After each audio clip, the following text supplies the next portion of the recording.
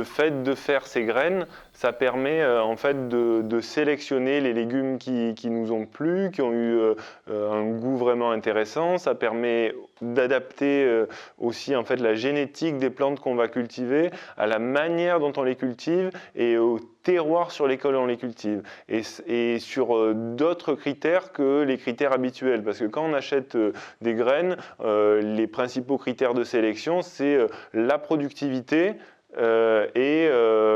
l'esthétique, la résistance à certaines maladies, mais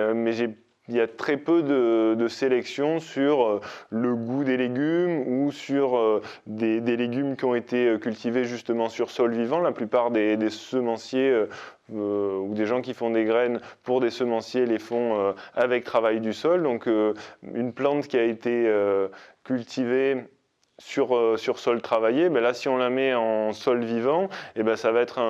quelque chose de totalement nouveau pour elle, et du coup, ben, c'est pas forcément, ça va pas être idéal pour notre plante. Alors que si nous, on cultive des tomates d'une certaine manière, on prend nos graines et on les ressème l'année d'après, ben, la génétique de ma tomate, elle va être parfaitement adaptée à la manière dont on cultive les tomates ici, à la ferme de Cagnols, sur nos terrains, quoi.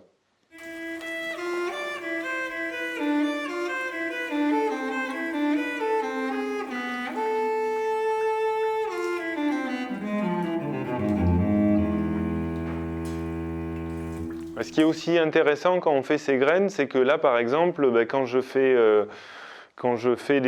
mes plants de tomates avec mes graines, au final, ce que ça m'a coûté, là, ça a été mon temps.